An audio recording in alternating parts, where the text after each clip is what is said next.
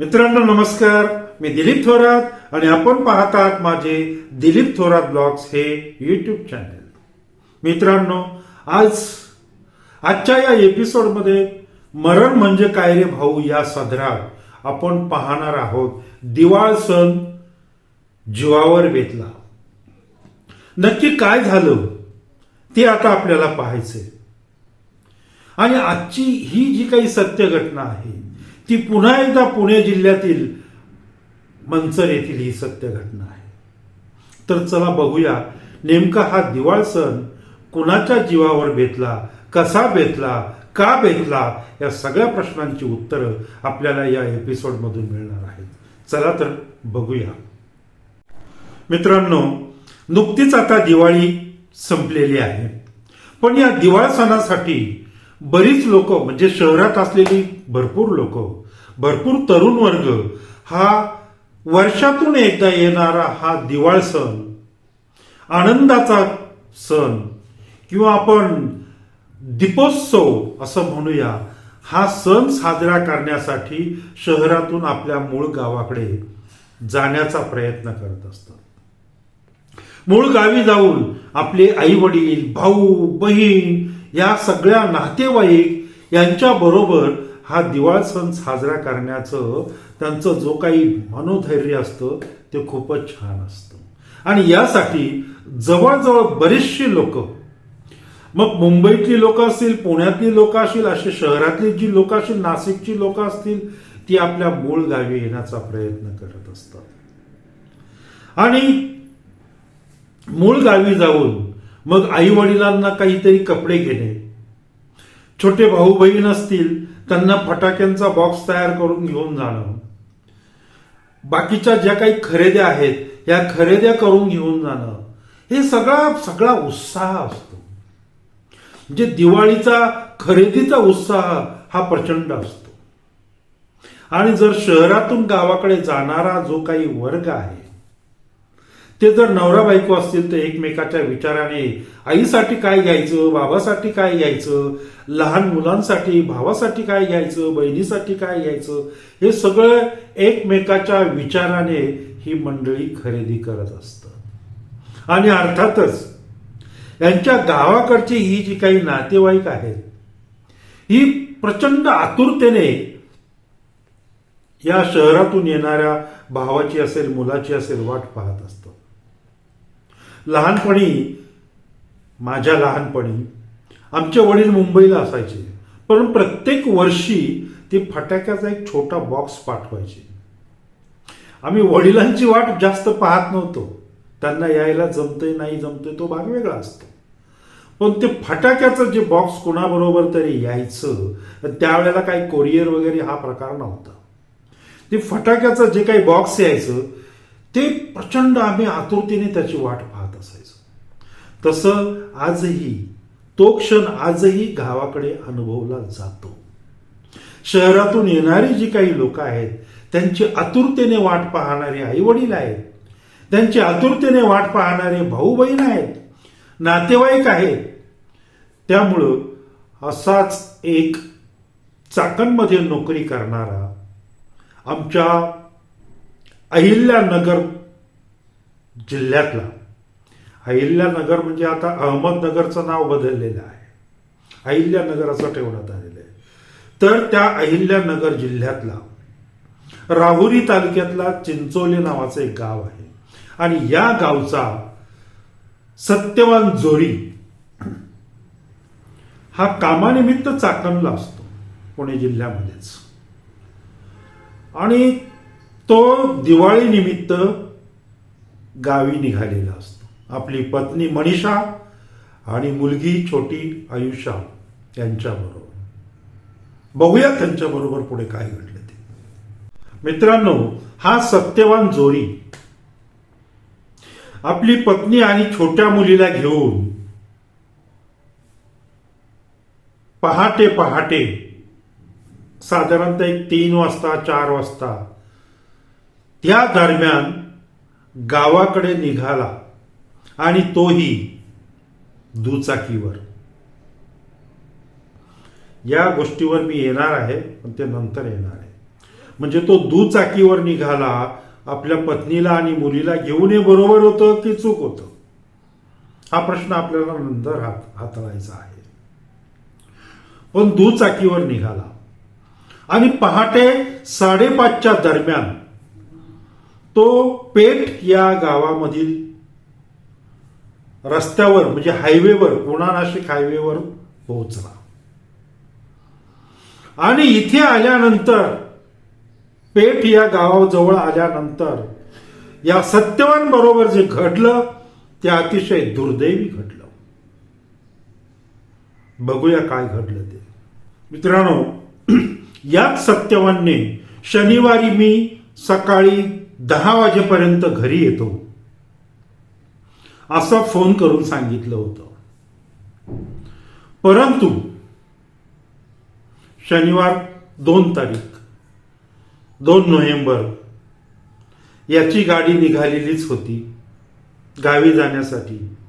आणि गावी मात्र, गावच्या घरामध्ये मात्र अतिशय आनंदाचं असं वातावरण होतं. दरवाजामध्ये, कोनाड्यामध्ये अतिशय पंत्या शांतपणे तेवत होत्या. घराच्या वरती आकाश कंदील मोठा डौलानं पेटलेला होता. घराच्या भिंतीवर झगबगणाऱ्या ज्या काही इलेक्ट्रिकच्या माळा होत्या त्या अगदी छानपैकी चमकत होत्या. मध्येच घराच्या अंगणात फटाके फुटत होते. आकाशात जाऊन फुटणारा जो काही तो फटाका आहे तो अतिशय सुंदर असं दृश्य ते दिसत होतं.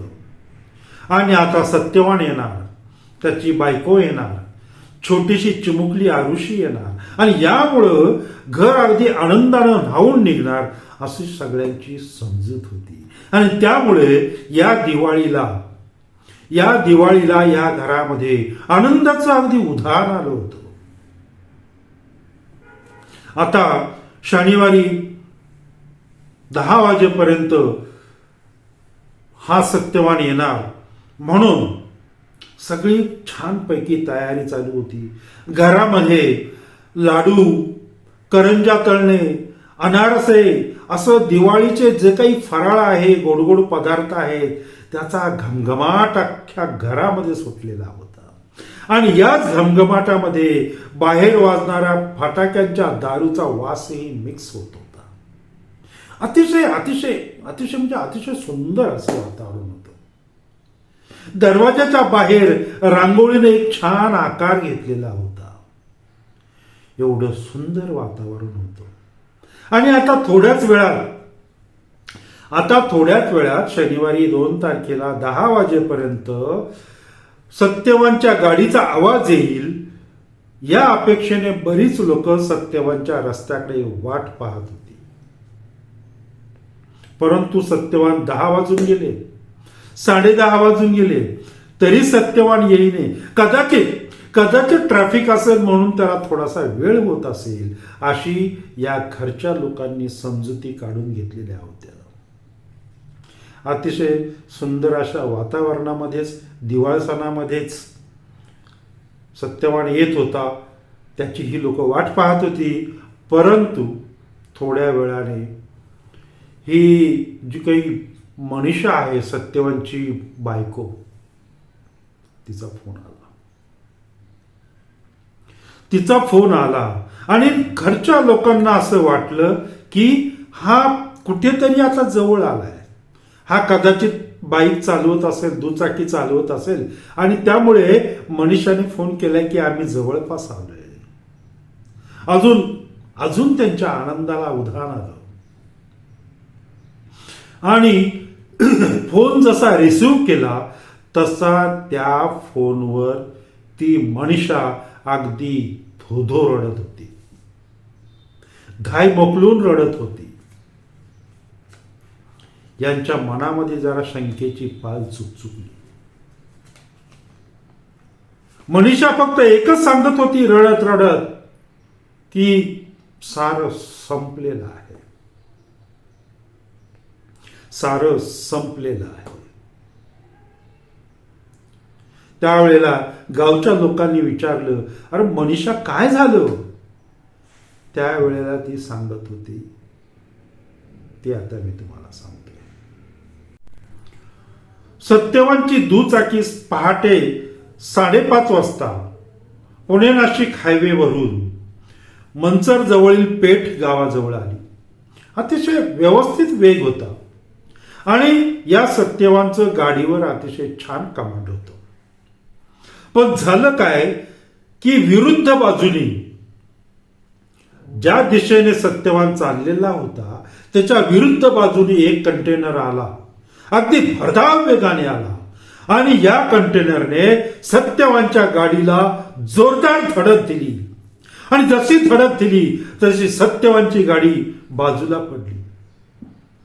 मित्रांनो, ऐन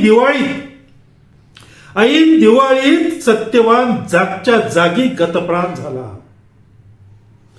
त्याची बायको मनीषा आणि मुलगी आयुषी हे वाचले, परंतु सत्यवान ऐन दिवाळीत गेला. ऐन दिवाळीत गेला. हा कंटेनर चालक सत्यवानला धडक मारून पुन्हा पळून जाण्याचा प्रयत्न करत होता आणि या पळून जाण्याच्या प्रयत्नामध्येच त्याने सत्यवानच्या पाठीमागे असलेली जी काही 4 व्हीलर कार होती त्या कारलाही धडक दिली. कारमधील 4 जखमी झाले आणि या कारला धडक देऊन हा कंटेनर चालक कंटेनर घेऊन फरार झाला. अर्थात पोलिसांनी त्याला शोधला हे नक्की. मित्रांनो, या कंटेनर चालकाच्या बेधुंद चालनामुळे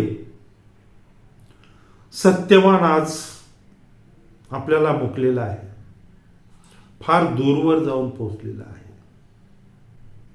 परंतु याच क्षणाला सत्यवानच्या गावच्या घरामधील जो काही आकाश कंदील होता तो शांत झाला होता. सत्यवानच्या गावच्या घरातील झगमगणाऱ्या ज्या काही माळा होत्या, इलेक्ट्रिकच्या माळा होत्या, त्या शांत झाल्या होत्या. सत्यवानच्या घरासमोरील जी काही रांगोळी होती ती रांगोळी अगदी विस्कटलेली होती. सत्यवानच्या जाण्याने सत्यवानच्या गावच्या घरातील जे फराळ आहे मित्रांनो, ते फराळ अगदी करपलं होतं. कुणासाठी ते फराळ खायचं आता? कोण खाणार? सगळं घर सत्यवानच्या जाण्याने अगदी भग्न झालं होतं. स्मशान शांतता या दिवाळीच्या वातावरणात या सत्यवानच्या घरावर चाललेली होती. उडणारे फटाके जागच्या जागी थांबले होते. काय हे दुर्दैव! कितीही दुर्दैवी घटना. मित्रांनो, ही घटना सांगताना सुद्धा, ही सत्य घटना सांगताना सुद्धा डोळ्यात अक्षरशः पाणी येतं. मनाला अतिशय वेदना होतात.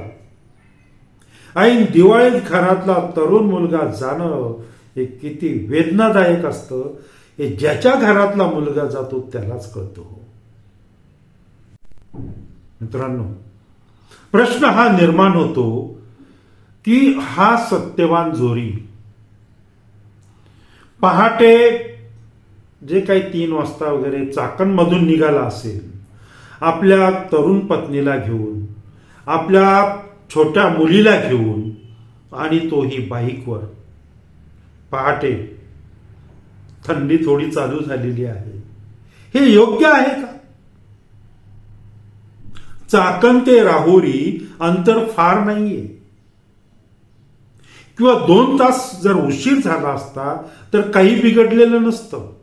समजा तो 8 वाजता घरातून चाकणवरून निघाला असता तर ही घटना नक्की सत्यवान टाळू शकला असता.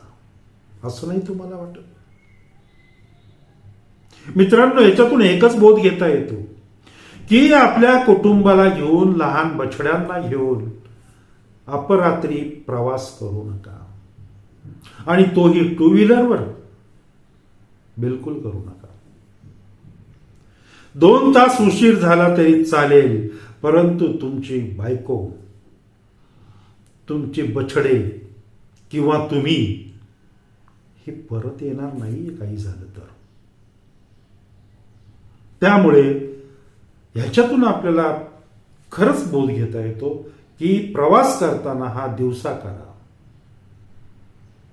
रात्रीचा प्रवास जास्त करू नका. मित्रांनो, आता मी याच नोटवर इथे थांबतो. मला पुढे सांगायला जरा एकदम कठीण जाते, कारण घटना अतिशय दुर्दैवी आहे मित्रांनो. त्यामुळे या नोटवर इथे थांबतो. परत येतोय एक नवीन सत्य घटना घेऊन आपल्या समोर लवकरच. तोपर्यंत नमस्कार.